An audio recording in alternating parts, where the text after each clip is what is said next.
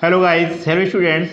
I would a very good morning to all the students of Pansit Sant Shiksha Niketan Inter College Hardoi, Lucknow. I am here before you at my appointed time to assure you that from today onwards this online class will go on until this lockdown period is over. Dear students, in this episode of L12 concept of comprehensive English grammar, as per my commitment, I am going to describe finite and infinite verbs.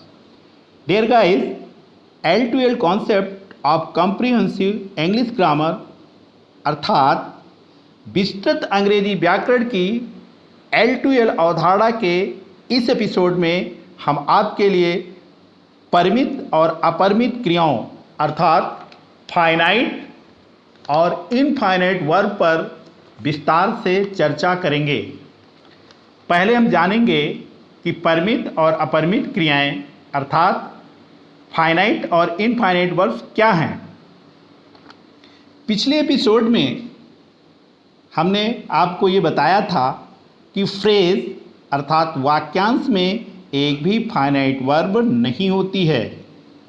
Phrase अर्थात वाक्यांश में एक भी finite verb नहीं होती है, किंतु clause अर्थात उपवाक्य में एक फाइनाइट वर्ब अवश्य होती है। तो प्रश्न ये है कि फाइनाइट अथवा इनफाइनाइट वर्ब्स क्या हैं। तो चलिए समझते हैं। मुख्यतः हम दो ही प्रकार की क्रियाओं का अध्ययन करते हैं, फाइनाइट अर्थात परिमित क्रियाएं और इनफाइनाइट अर्थात अपरिमित क्रियाएं। So what is a finite verb अर्थात परिमित क्रिया क्या है?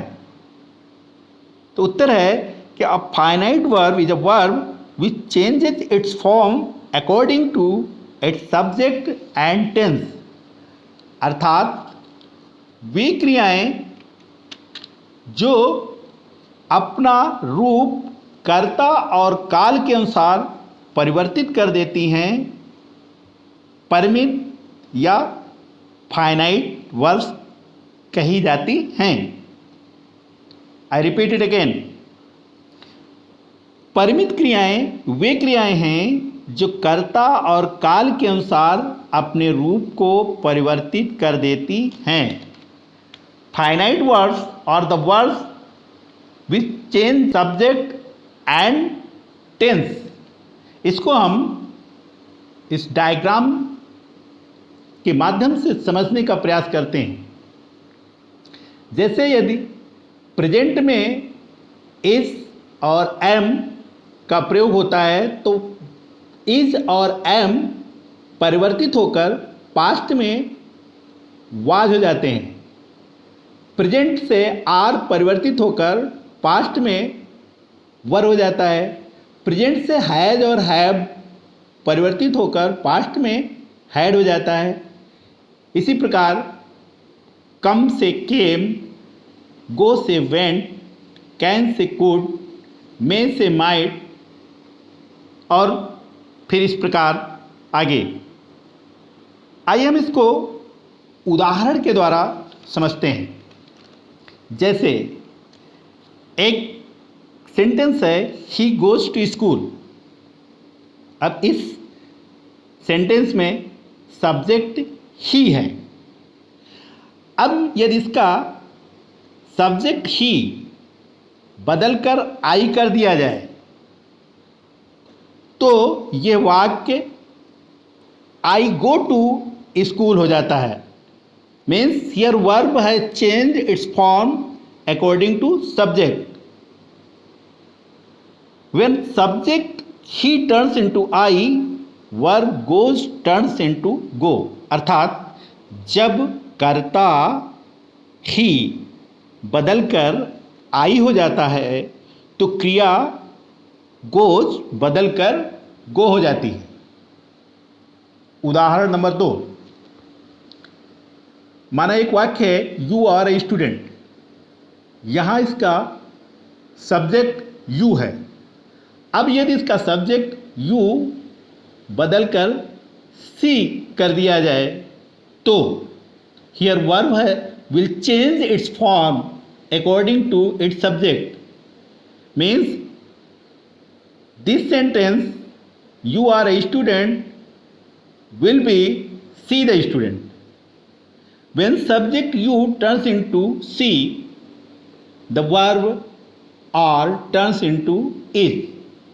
अर्थात जब कर्ता यू बदलकर सी हो जाता है तो क्रिया आर परिवर्तित होकर इज हो जाती है।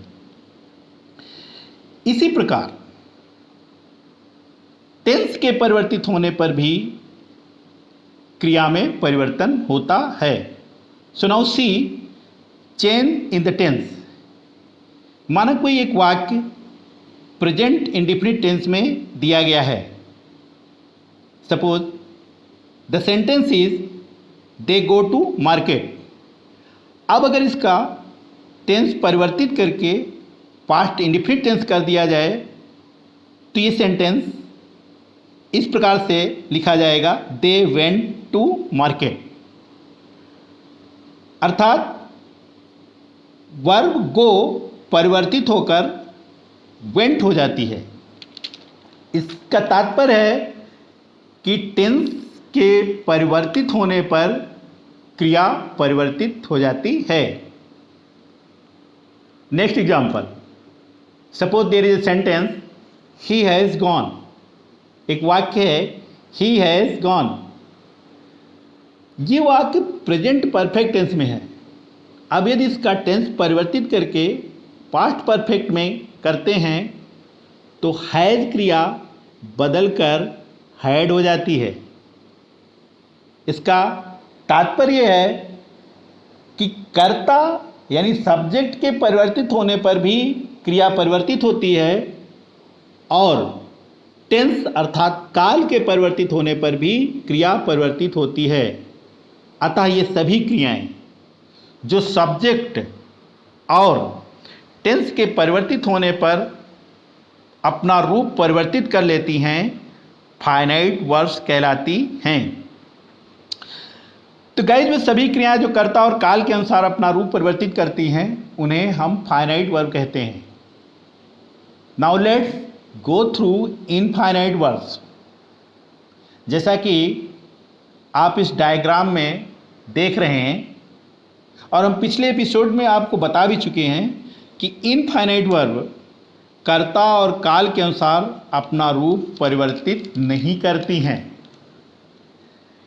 इनफाइनाइट वर्ब वे वर्ब्स हैं जिन पर कर्ता और काल के परिवर्तित होने की दशा में कोई प्रभाव नहीं पड़ता है।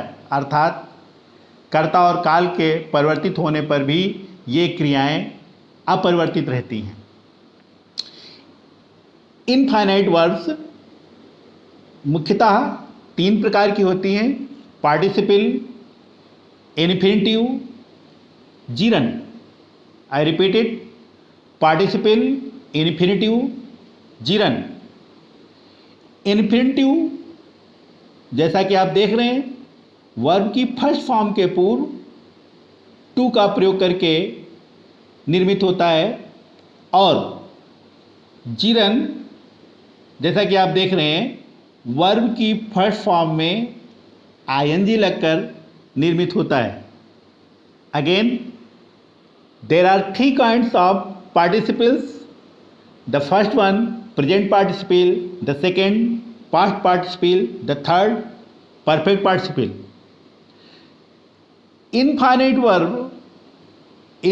वर्ब की चर्चा हम विस्तार से केवल और केवल इनफाइनाइट वर्ब के लिए विशेष रूप से करेंगे।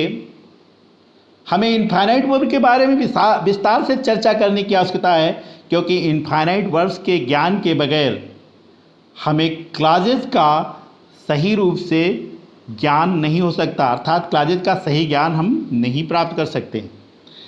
Hence in the next episode of L12 concept of comprehensive English grammar we will discuss about it in detail. So okay, thank you, have a nice day.